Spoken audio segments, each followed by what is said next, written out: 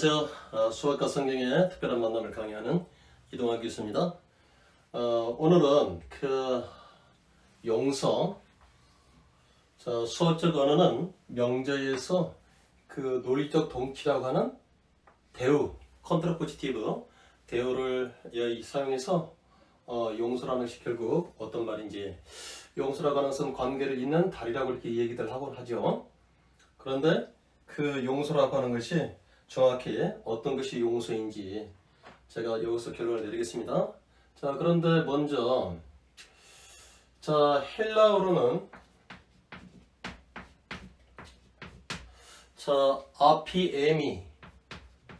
아피엠이라고 하는 것이, 다시 뭐라고요? 아피엠이, 이게 헬라어로 이게 용서이거든요.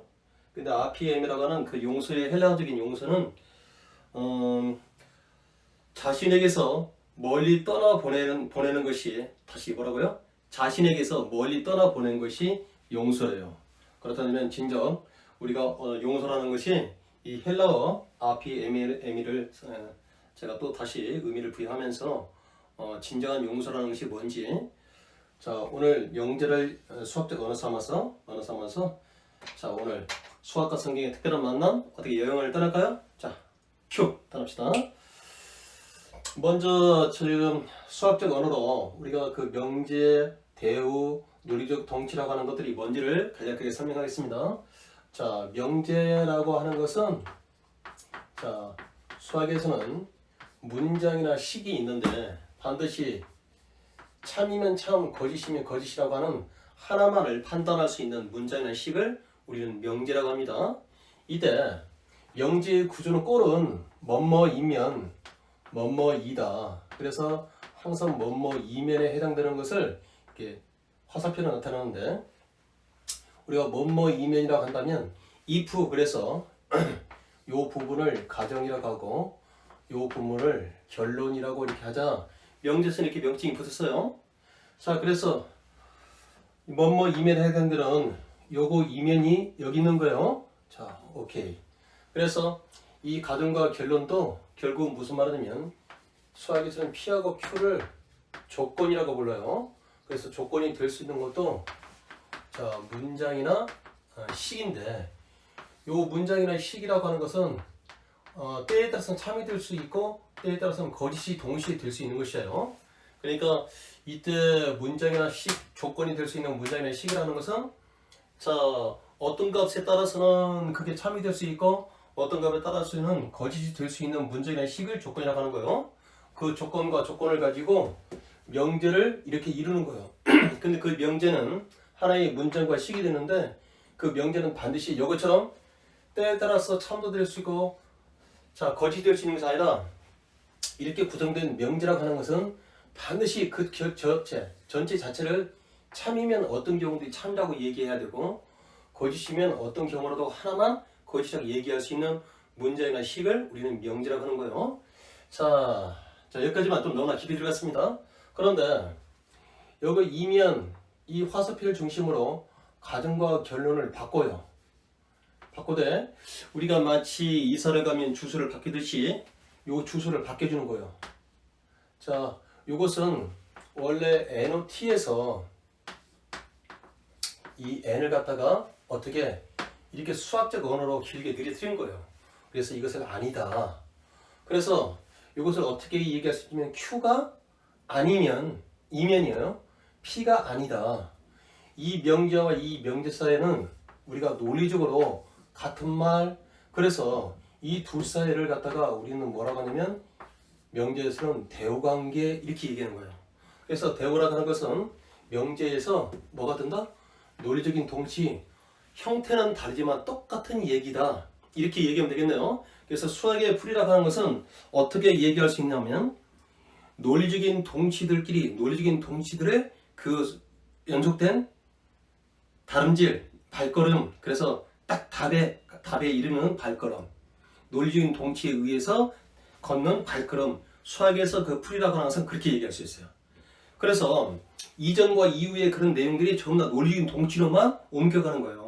정답에 딱 도달하는 것이 그 발걸음에 도달할 때까지, 그거를 우리는 수학에서는 뭐라고 합니까? 풀이라고 합니다. 자, 그래서 우리는 명제에서 대우라고 하는 논리적 동치가 바로 요게 대우예요. 자, 그래서 이 대우를 사용해서 우리는 결국 성경에서 얘기하고자 하는 그 용서라고 하는 것들이 어떤 것인지 다시 한번 그 의미를 헬라어로 뭐라고 했다고요? 자, RPM이 이런 내용이 어떤 의미인지 우리가 용서한다. 어떻게 우리 인간을 용서한다는 말이 우리가 그 하나님께 용서받은 것을 용서할 수 있겠습니까? 그 용서한다는 말이 굉장히 너무나 우리가 그 용서한다 그 말을 이해를 잘못한 것 같아요. 성경에서 말하는 그 용서라는 것이 도대체 어떻게 해야만 용서가 되는지. 내가 너 용서할게? 그거 아닙니다. 그 용서는 결국은 나를 위함인가 상대방을 위함인가를 지 RPM을 통해서 제가 그걸 얘기할까요? 자, 그러면 너희가 각각 마음으로부터 형제를 용서하지 아니하면 그래서 제가 이 수학적으로 이것을 이렇게 나타냈어요. 그래서 이거를 중심으로 문장이 두 가지가 있어요. 너희들이 각각 마음으로 형제를 용서치 않는다. 그러면 나의 하늘 아버지 천국에서도 너희를 용서치 않는다. 요거에 뭐뭐 이면을 중심으로 문장이 두 개가 좌우로 놓여 있는 거예요. 그래서 이쪽 왼쪽을 우리는 가정 요것을 결론이라고 하는 거예요. 그래서 너희가 각각 마음으로부터 형제를 용서하지 아니하면 너희 하늘 아버지께서도 너희를 이와 같이 하시리라. 이게 성경 말씀 어디에 있죠? 18장 35절입니다. 자, 그래서 제가 처음부터 쓰지 않은 것은 이런 말씀들을 잘 기억하시라고 다시 한번 제가 지금 쓰는 거예요. 마태복음 18장 35절. 자, 너희가 각각 마음으로부터 진심으로 이 말이에요. 형제를 용서치 아니하면 너희 하늘 아버지께서도 너희를 이처럼 용서치 아니하리라. 그런데 실은 이 말이 굉장히 조금 와 닿는 것이 어려워요. 그래서 제가 이와 같이 수학의 그 대우라고 하는 논리적 동치를 이용해서 요거를 아주 나이스하게 한번 표현해 볼게요. 그러면 지금 현재 뭐뭐 이면에 요것이 아까 뭐라고 했습니까?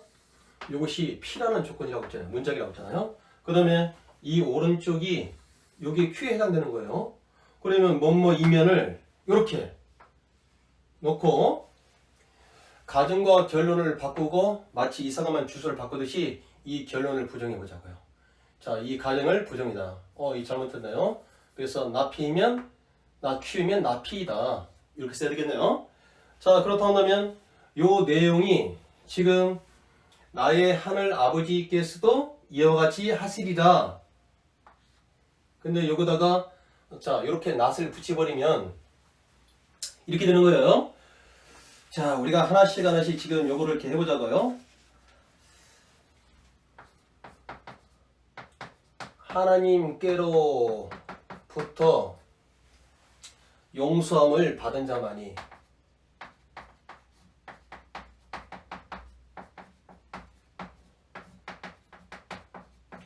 자, 이거는 용서하지 않는다의 반대는 용서받았다는 말이죠. 그러니까 하늘 아버지로부터 자, 용서함을 받은 자만이 자, 그 다음에 요 문장을 여다 놓고 요 문장을 자, 낫을 채우는 거예요. 그러니까 용서하면 용서하지 아니한다. 그럼 용서한다 이 말이잖아요. 그래서 나의 하나님으로부터 용서함을 받은 자만이 그 은혜로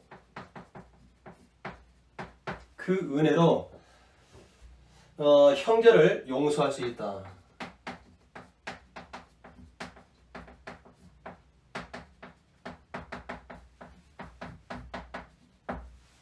자, 어떻습니까? 지금 마태복음 18장 35절에 이 성경 말씀을 제가 수학적 언어라고 하는 자, 논리에서 명제에서 논리적 동치라고 하는 그 대우법을 사용했어요.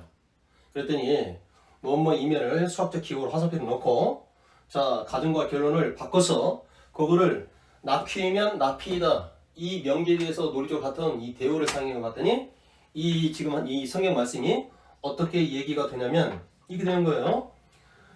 나의 하늘 아버지로부터 용서함을 받은 자만이 어떻게 된다? 그 은혜로 형제를 용서할 수 있더라. 자, 이해가 됩니까? 자, P면 Q라는 이 명제에 대해서 가정과 결론을 바꿨어요. 그러면 부정합니다. not Q이면 not P이다. 이 두 명제 사이를 우리는 논리적 동치, 그거를 대우라고 얘기한 거예요. 자, 그래서 이 마태복음 18장 35절을 마치 수학의 대우를 사용해서 요 문장 구조를 이렇게 바꿔본 거예요. 그랬더니 이 문장이 어떻게 바뀌었다고요? 자, 하나님으로부터 용서함을 받았다. 그러면 그 용서함을 받은 자들은 형제를 용서할 수 있다. 자, 이게 와 닿습니까? 오직 하나님으로부터 용서함을 받은 자만이 그 은혜로 형제를 용서할 수 있다. 자, 그럼 이렇게 얘기할게요. 하나님으로부터 용서함을 받은 자라고 한다면 모든 죄와 허물이 다 하나님으로부터 용서함을 받은 자가 되지 않겠습니까? 다시 말하면 이 말은 수직적인 관계가 온전한 관계가 됐다 이 말이에요. 그렇다면 그 수직적 관계가 온전한 관계가 됐다고 하면 수평적인 관계도 온전한 관계가 되어야 되잖아요. 그러나 우리는 자, 형제들 사이의 이 말은 수평적인 관계 속에서는 우리가 그 관계가 서로 간의 관계 속에서 부딪힐 수가 있잖아요. 그래서 나와 상대방에 대해서 그런 아픔 생채기로 말미암아 그 아픔과 상처와 증오들이 어떻게? 내가 그것을 딱 붙잡고 있는 거예요. 그러면 오히려 수평적인 관계에서 내가 붙잡고 있는 그 아픔과 상처 때문에 내가 걸림돌이 되는 거예요. 그러니까 헬라에서 얘기하는 RPM이라고 하는 것은 어떤 뜻이다?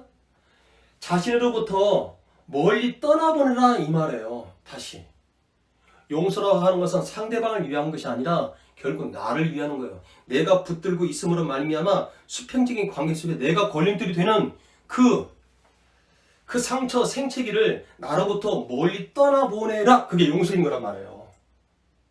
어때 이해가 가십니까? 용서의 헬라적인 의미는 뭐라고요? RPM에는 나로부터 자신으로부터 멀리 떠나보내라.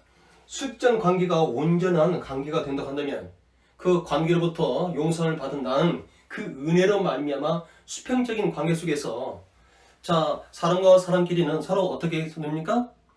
이 땅에 살다 보면 서로 간에 일치되지 못한 것으로 말미암아 그 속에서 갈등과 상처와 아픔이 발생하는 거예요.